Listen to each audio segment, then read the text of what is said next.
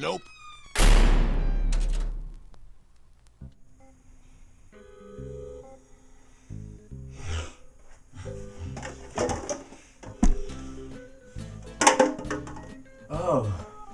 Oh, hello, dear listener. Oh, it's been quite a weekend. I'm quite distressed at the moment. I suppose it's Tuesday and I owe you a video of some sort. Since Halloween is over, and it's a horrible feeling, I figure, why not share with you some horrible stories from Reddit? Let's...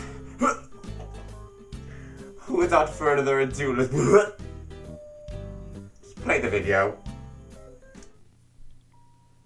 The following 5 stories will be read verbatim. Listener discretion advised. Number 1. Some background info. So, in my town, about 2 months ago, there had been a break-in that ended in a murder. Now, I didn't really pay attention to this, as it never really seemed like something that could ever happen to me. I did, however, keep my handgun in my room, as opposed to our safe, as a small precaution. Important note, I loaded the magazine with a blank, followed by real ammo so I could have a warning shot without hurting anybody. Also, my family didn't know I had a gun. One night, I was home alone while my family members were at the local high school orientation course I decided not to attend. I was sitting in my room with the lights off, just playing on my iPod, when I heard some faint footsteps from down the hall. I immediately went to DEFCON 1, as I'm a big fan of creepypasta. So I tense up and avoid making any noise and listen. The steps are moving away from my room, so I silently retrieve my small pistol from my dresser drawer and open up my door slightly.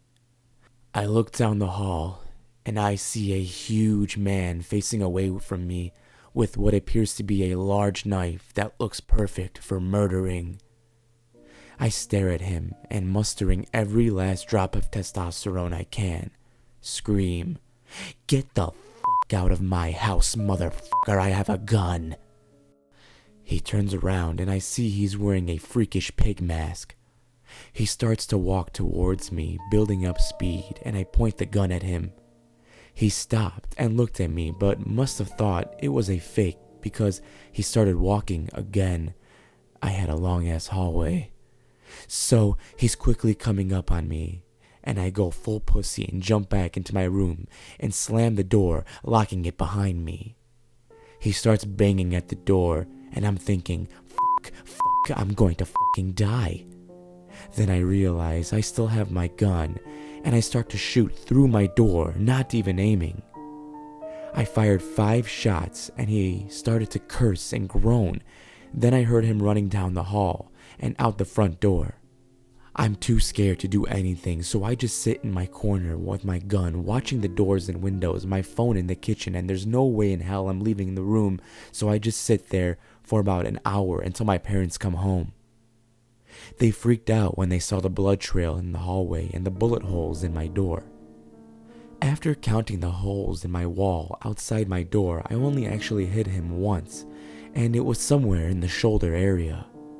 The cops came and it was all very CSI with the crime labs, but I wasn't punished for shooting him because it was a home invasion.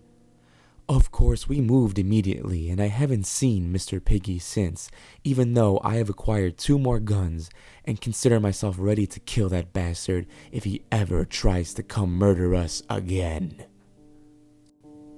Number 2. I am a 12-year-old boy, and one night my mom and me were home alone, and my mom wanted to go out with her sister, and I wanted her to go out and have some fun with her sisters, so she went, and I was home alone. I was watching TV when I heard a voice. I muted the TV and listened. Then I heard what sounded like a drunk man talking to himself, but what he said is what haunts me to this day. "Hey kid, I've got some candy in my jacket if you come out of the house." And I was so terrified, but I also have 3 German Shepherds and 3 Bulldogs who are very protective of me and my mom, so I didn't think he would try to break in, and so I called my sister's husband and he raced over in his car, and when he got there, the guy ran into the woods and my brother-in-law pulled out a gun and fired into the woods, but sadly he missed this sick fuck, and my brother-in-law called the cops and explained everything that happened, but the cops couldn't find him. I still live at home, but I'm now armed myself to be safe and in case something like this happens again. Number 3. There was a girl. When she was 12 years old, her grandpa passed out. They were really close. After the funeral, the girl went to bed. She saw her grandpa in her dream. He told her that he will come in a year. That was happening every night. The last night, the grandpa told her that he was cold, so she gave him a blanket, and he told her that he will see her in 2 days. 2 days after the girl was found dead with a note, "I will see you in a year." What the hell? Number 4. Let's start by talking about my friend Stacy. Stacy has one of those names that is mostly used on girls, but once in a while, some poor dude would get stuck with it. Stacy, like me, was mentally handicapped. I'm bipolar with Asperger's syndrome. He's a paranoid schizophrenic and bipolar. Together in high school, we ran and curated a clique of autistic kids. We're polar opposites, no pun intended, but we're like brothers. We're so close, in fact, that most people in town think we're homosexual and have been dating since grade 8. We never really let it get to us, and there were times we even perpetuated the rumor by holding hands in public. Another member of our group we'll call Luis. Luis was Mexican. His family came from Mexico, bought and renovated a dilapidated mosque, and turned it into their own private hacienda. When I say private, I mean it. They have one hell of a security system. It has so many locks, you basically have to have a conference call with every member of the family before they unlock the door. Then you get re-interviewed by his mother and can still get the door slammed in your face. Luis's family was strict Catholic. His mom was almost as extreme as the Westboro Baptist Church members. Despite this, Luis was a good bloke. He was intelligent and kind, and he could party with the best of them. I remember one time at a metal festival put on by local bands, I was having a beer and talking with the promoters when, after 6 hours in, there Luis emerges from the mosh pit with his nose actually split. There was a 3/4-inch hole separating his bridge from the entire rest of his nose, blood gushing out, and he just walked over to the mirror by me and said, "Darcy, I think we need a hospital." The promoters and organizers offered to drive him, and he said, "What? Not now, I'm going back in," before taking off his shirt, tying it around his face, and jumping back in. This was a Sunday right before grade 12 prom. Stacy and I met up at 8 a.m., played Mario Kart all day, trolled around on Chatterbait and Omegle, and by 3 p.m. we were bored. We thought, let's cruise with Luis, and that's what we went to do. Luis's block wasn't bad. He was a few blocks from the white supremacists and the Crips. There were a few drug dealers' houses, but the nice dudes who never attracted a bad crowd, and a soup kitchen attached to a church right by. We ring him and get the response I expected, which was his mom screaming, "Get away! Leave my boy alone, he's a good boy," in her very typical Mexican accent. Bored again, not sure what to do, we just walked back to my car. As we did, this tall, lanky man started following a block behind. He was white, his head was misshapen, his ears were huge, and the rest of his head was shaped like a cashew, his lips engorged. I assumed he was the product of incest, and just tipped my hat to him and kept moving. Speaking of tipping my hat, I used to emulate Winston Churchill, and therefore always wore a bowler hat whenever I went out. The man following us was clearly drugged out of his mind. He was dressed like a farmer from the 30s. His clothes seemed to be at least that old and hadn't been washed since then. Darcy? Stacy muttered under his breath. Is the meth head following us? I very quietly breathed. We kept close and picked up the pace, only 5 blocks to the car. A few seconds later, Stacy turns to me. Oh God, look, he breathes. As I turn to look behind me, I hear a click, followed by a ping. The meth head has a switch, I said. Oh well, he's probably getting ready to trim the verge. 3 blocks to go. We begin walking on our toes, barely breathing, listening as the smack of shoes on the pavement gets quicker and quicker. I turn back, watching him speed walk towards us and wait to see if he's actually a threat, then scream, "Run!" Stacy and I perk up running. The meth head is seething in anger and looking like he just popped off a blood vessel and is chewing on the other side of his mouth. He begins running, and quick. There's no terror like watching an incestuous meth head turn into Jesse Owens. It's just pure terror. This dude was running like he's in the Olympics. He wants us and he's not stopping at anything. We slide through the end of the block and take an extreme right to end up at my 1978 Delta. God, I've never been more happy to see that old beast. We get in, and as we're pulling away, this guy collides wrist first with our back door. As we reach the intersection a few feet away, he stumbles up off the ground and begins shouting. He then throws his knife at us and we drive away. I don't know what this dude was on. I don't know what happened to him. We didn't call the cops because they don't care.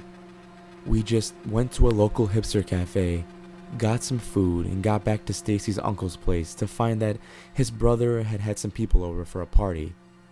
So we just stayed there till morning. Number 5.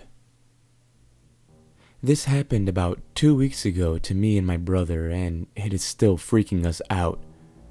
My brother is 14 and I am 17. We live in British Columbia, Canada, in a farming area, and not much happens around here.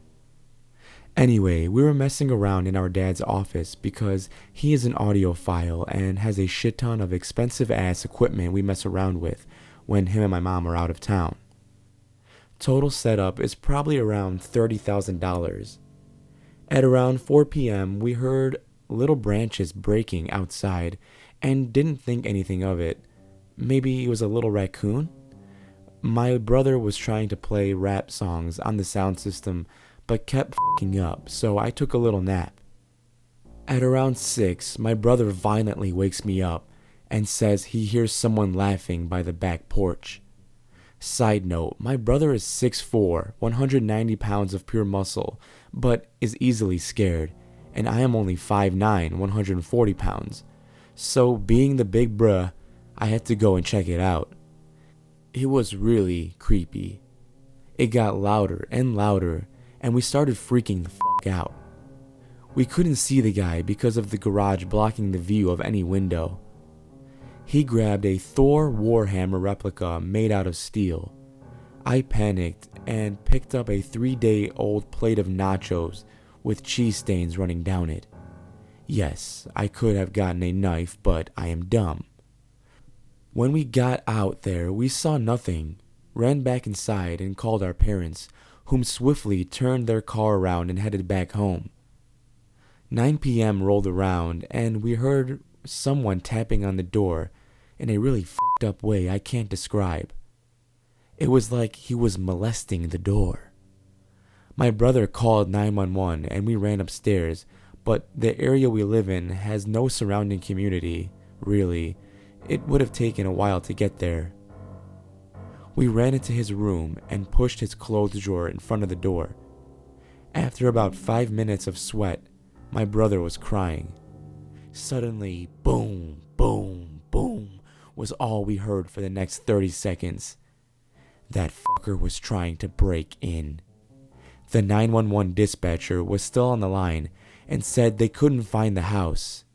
Where we live, it was cut off by a mountainside, so The only way to get to us was a back road and trails. That's when my brother jumped to his computer and over the Wi-Fi played this at full volume.